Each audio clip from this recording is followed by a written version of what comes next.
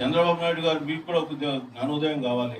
మీ సమక్షంలో తెలంగాణ పదం లేదంటే నువ్వు ఎట్లా చూస్తూ ఊరుకుంటావా? ఏం చరిత్రలో తెలంగాణ పదం లేదా డిక్షనరీలో?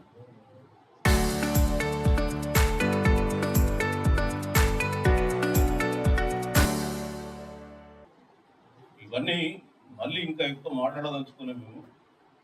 మీ చరిత్ర గురించి అందరికీ తెలుసు. మీరు తెలంగాణ ఎంత వ్యతిరేకం, మీ లోపల ఎంత విషయం ఉంటుందో కూడా తెలంగాణ ప్రజలకు తెలుసు. కాబట్టి ఇంకా దాని మీద మేము ఎక్కువ మాట్లాడదలుచుకోలే. ఎట్లాంటివి ఉంటే తక్షణమే అప్పుడే కండెమ్ చేయాలి. ఆ మైక్ తీసుకుని చెప్పాలి వాళ్ళకు, ఇట్లా మాట్లాడడం సబబు కాదు. కానీ ఆ పని చేయలేదు, వింటూ కూర్చున్నాం. ఇక్కడ రెండో విషయం ఏంటంటే, ఎందుకు సడన్ గా వీళ్ళు తెలంగాణ మీద పడ్డారు, ఏమై సాధించాలనుకుంటున్నారు అంటే, ఒకటి మేమనుకునేది ఏంటంటే, ఆంధ్రాలో టీడీపీ వాళ్ళు అనేకమైన హామీలు ఇచ్చిండ్రు, ఏ హామీలు కూడా అమలు చేయలే, అక్కడ వాళ్ళు ఫెయిల్ అయ్యిండ్రు. ఇక్కడ ఈ రాష్ట్ర ప్రభుత్వం కూడా అనేకమైన హామీలు ఇచ్చి ఏది కూడా సక్సెస్ చేయలేదు. సో ఈ ఇష్యూను వాళ్ళు పక్కన పెట్టి డైవర్ట్ చేసి మళ్ళా ప్రాంతీయవాదాన్ని, అస్తిత్వవాదాన్ని ముందుకు తీసుకొచ్చి పాపం కట్టుకోవాలని చూసుకుంటున్నారు తప్ప ఇంకోటి కాదు. రెండో అంశం కూడా ఏంటంటే, మేమైతే ఈ పవన్ కళ్యాణ్ మాట్లాడుతున్న పలుకులు ఆయన పలుకులని అనుకుంటలేదు. అది ఎన్నుకుంటే బీజేపీ టీడీపీ ఆడిస్తున్నటువంటి నాటకం, వారి చిల్క పలుకులు ఈయన పలుకుతుంది, అందరూ తప్ప ఇంకోటి కాదు. ఇవాళ మీరు చెప్తున్నటువంటి మాటలు డైరెక్ట్ గా బీజేపీ టీడీపీ వాళ్ళు మీతో చెప్పిస్తున్నారు. దయచేసి మీ ఆ ట్రాప్ లో పడకండి. మీరంటే మాకు గౌరవం ఉంది, కానీ ఆ గౌరవాన్ని పాడు చేసుకోవాలి. తెలంగాణలో మీకు కొంత అభిమానులు ఉండొచ్చు, లేదని కాదు. అంత మాత్రాన తెలంగాణ మీకు ఏదో దాసోహం అనుకుంటే పొరపాటు. బీజేపీకి ఈ రాష్ట్రంలో నెక్స్ట్ గవర్నమెంట్ మేమే కలలు కంది. పార్లమెంట్లో 8 స్థానాలు రాగానే ఇక మేము నెక్స్ట్ గవర్నమెంట్ ఫామ్ చేస్తాం అనుకున్నారు. కానీ ఎప్పుడైతే మీరు బీసీలకు సంబంధించినటువంటి 42% రిజర్వేషన్ అడ్డుకున్నారో, ఇవాళ మీరు కూడా పైకి రాకుండా బీసీ ప్రజలు అడ్డుకుంటున్నారు. పంచాయతీ ఎన్నికల్లో మీకు వచ్చినాయి, మున్సిపల్ ఎన్నికల్లో మీకు వచ్చినాయి, జూబ్లీ హిల్స్లో డిపాజిట్ కూడా రాలేదు బై ఎలక్షన్. కాబట్టి పెరుగుతున్నటువంటి బీసీ ఉద్యమాన్ని పక్కన పెట్టడానికి, అణిచివేయడానికి మళ్ళీ ప్రాంతీయవాదాన్ని మీ పార్ట్నర్స్ అయినటువంటి టీడీపీ అదేవిధంగా జనసేన ద్వారా రెచ్చగొడుతున్నారని చెప్పి మేము భావించగలుగుతాం. నిజంగా మీరు అనుకుంటే బీసీ ఉద్యమం అంత వీక్ ఉద్యమమేం కాదు. ఇవాళ తెలంగాణలో ఇప్పుడే రగులుతున్నటువంటి ఉద్యమం. మేము బీసీ సంఘాలకు కూడా చెప్పేది ఏంటంటే, ఈ ఇష్యూకు లేనిపోని ఇంపార్టెన్స్ ఇచ్చి బీసీ ఉద్యమాన్ని వాళ్ళు పక్కతో పట్టేయాలనుకుంటున్నారు. కాబట్టి వాళ్ళ ఆశయం నెరవేరేలాగా మీరు కృషి చేయొద్దని చెప్పి చెప్తున్నారు. తెలంగాణలో బీసీ ఉద్యమం స్టార్ట్ అయింది. ఎవ్రీ 15-20 ఇయర్స్కు తెలంగాణలో ఒక ఉద్యమం ఉంటుంది. 1944లో సాయుధ తెలంగాణ పోరాటం ఉండొచ్చు, తర్వాత కాలంలో ములికి ఉద్యమం వచ్చింది, తర్వాత కాలంలో మళ్ళీ తొలిదశ తెలంగాణ ఉద్యమం వచ్చింది, మళ్ళీ మావోయిస్ట్ ఉద్యమాలు వచ్చినాయి, మళ్ళీ మలిదశ తెలంగాణ ఉద్యమం వచ్చింది, ఇప్పుడు మళ్ళీ బీసీ ఉద్యమం వచ్చింది. కాబట్టి ఇక్కడ బీసీ ఉద్యమం మీ కుయుక్తులకు లేదా మీరు పనిన పన్నగాలకు బలైపోయి ఆగిపోతుంది అనుకుంటే పొరపాటు. మీరు అరచేతిని అడ్డం పెట్టి సూర్యుని ఆపలేదు. ఇవాళ బీసీ ఉద్యమం కూడా మీరు ఎంత ఆపాలని మీరు ప్రయత్నిస్తే అంత రెట్టింపుతో అది ముందుకు పోతుంది తప్ప ఆగేది కాదు. ఇక్కడ కూడా బీసీల రాజ్యమే రాబోతుందని చెప్పి సందర్భంగా చెప్పగలుగుతారు.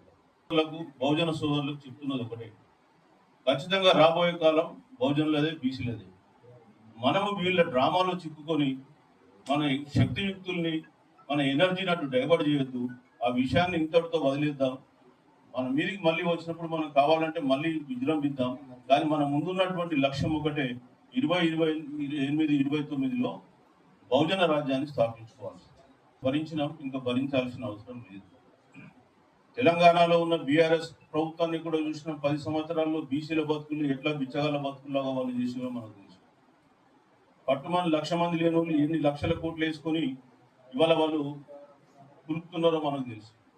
కాబట్టి ఈ అగ్రవర్ణ పార్టీలు ఏదైనా బహుజనులకు న్యాయం చేయవు.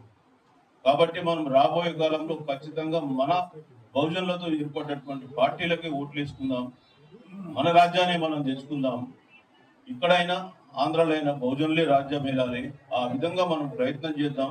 మరి ఇవాళ ప్రెస్ మీట్ పెట్టింది కూడా రేపు మా బీసీ ఉద్యమాన్ని మీరు అరచేతి పెట్టి సూర్యుని నాటుదామని భ్రమలు మీరు ఉంటే ఆ భ్రమలు తొలగించుకోండి. ఇది ఆగే ఉద్యమం కాదు, ఇంకా ఉధృతమయ్యే ఉద్యమం రాబోయే కాలంలో మీరే చూస్తారు. ఆ విషయం తెలియజేయడానికి ఇక్కడ పెట్టినాం. కాబట్టి మీరంతా కూడా ఆంధ్ర పాలకులు కానీ తెలంగాణలో ఉన్న పాలకులు కూడా జాగ్రత్తగా ఉండాలని చెప్తున్నారు. మీరు ఇప్పటికే బీసీలను ఎంతవరకు దోయాలో, బహుజనులు ఎంతవరకు దోయాలో దూసింది ఇంకా చాలుగా. మాకు తెలుసు మీరు మీ దోపిడీ అంతా కూడా, కానీ రాబోయే కాలంలో 100% మా సామ్రాజ్యం రాబోతుంది. మీరందరూ కూడా రెడీగా ఉండండి, చూడండి అని చెప్పి తెలియజేస్తున్నాం. సో తెలుగుదేశం పార్టీ మహానాడు సందర్భంగా కొంత తెలంగాణ మీద వ్యాఖ్యలు చేయడం జరిగింది. అదేవిధంగా తర్వాత కాలంలో పవన్ కళ్యాణ్ గారు ఆ డ్రామాను పతాక స్థాయికి తీసుకెళ్లడం జరిగింది. ఇవాళ తెలంగాణలో ఉంటూ తెలంగాణ అస్తిత్వాన్ని దెబ్బతీస్తున్నటువంటి ఆంధ్ర సీమాంధ్ర పాలకుల గురించి 5 నిమిషాలు మాట్లాడాలనే ఉద్దేశంతో మా BC intellectual forum, political front కూడా కలిసి ఈ సంయుక్త సమావేశం నిర్వహిస్తున్నారు. మన మహాసభ, తెలుగునాడు మహాసభ నిర్వహించి తెలంగాణ అనే పదం డిక్షనరీలో లేదని చెప్పి చంద్రబాబు ముందు మాట్లాడుతున్నారు పెద్ద ఆయన. అరే బాబు, నీకేమైనా చరిత్ర తెలుసా, సంస్కృతి తెలుసా, ఏం మాట్లాడుతున్నావు నువ్వు? తెలుగు అనే పదం పుట్టిందే ఈ తెలంగాణ నుంచి పుట్టింది. ఏంటి తెలుగు అంటే? త్రిలింగ దేశం. త్రిలింగ దేశం అంటే ఎవరు? ఇక్కడ ఉన్నటువంటి కాళేశ్వరం, శ్రీశైలం, ద్రాక్షారామం, ఈ 3 లింగాలు కలిస్తేనే త్రిలింగం అయింది. త్రిలింగం నుంచి తెలంగాణ, తెలంగాణ నుంచి తెలుగు వస్తాయి. నీకు అర్థం కాకుండా తెలంగాణ పదం డిక్షనరీ లేదు, రకరకాల పదాలు మాట్లాడుతున్నారు. అంటే మీకు తెలంగాణ రాష్ట్రము మంచిగా ఉండడం, సుభిక్షంగా ఉండడం మీకు కళ్ళకు నచ్చలేదు. మీరు మీ దగ్గర పరిపాలన చేతగాక అక్కడ ఫెయిల్యూర్ అయ్యి మీ ఫెయిల్యూర్ని అంతా కూడా మళ్ళీ ప్రాంతీయవాదాన్ని రెచ్చగొట్టి డైవర్షన్ చేసి పబ్బం కట్టుకోవాలని చూస్తున్నాడు తప్ప ఇంకోటి. ముఖ్యంగా ఈరోజు మనం చూస్తే నినాక మొన్న తెలంగాణలో చాలా ఈవెంట్స్ జరిగినాయి. ముఖ్యంగా పవన్ కళ్యాణ్ గారు, ఆయన జనసేన పార్టీ అధ్యక్షుడు, ఆంధ్రప్రదేశ్ రాష్ట్ర ఉప ముఖ్యమంత్రి. అయ్యా ఉప ముఖ్యమంత్రి, నేను ఎందుకు ఎన్నుకున్నారు ఆంధ్రప్రదేశ్ ప్రజలు? రాష్ట్రంలో చిచ్చు పెట్టుకొని ఎన్నుకోలేదు. మీరు ఇక్కడ వచ్చేసి తెలంగాణ ఫార్మేషన్ డే రోజు తెలంగాణ ఆత్మాభిమానాన్ని దెబ్బకొట్టేలా ఇక్కడ ఒక సమావేశాన్ని ఏర్పాటు చేసుకున్నారు. అంటే తెలంగాణ అంటే నీకు ఏ విధంగా కనిపిస్తుంది అని చెప్పేసి ఇప్పటికే మా తెలంగాణ వాదులు చాలా విషయంలో మాట్లాడిండ్రు. అదేదో యాదృచ్ఛికంగా జరిగిన సంఘటన కాదు.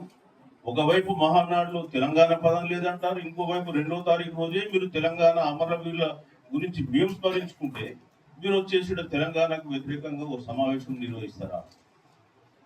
మీకు తెలంగాణ పైన ఎంత విద్వేషం ఉంటే తప్ప మీరు అట్లాంటి పని చేస్తారు.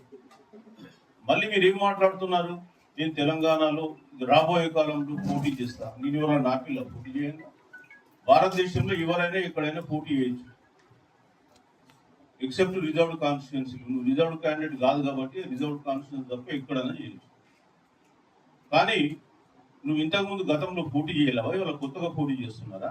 2018లో పోటీ చేసిండు, 23లో పోటీ చేసిండు, మొన్న జరిగిన మున్సిపల్ ఎన్నికల్లో పోటీ చేసిండు. ప్రజలు తీర్పిచ్చారు. తెలంగాణ ప్రజలు నీ స్థానం ఏంటో చూపించిండ్రు.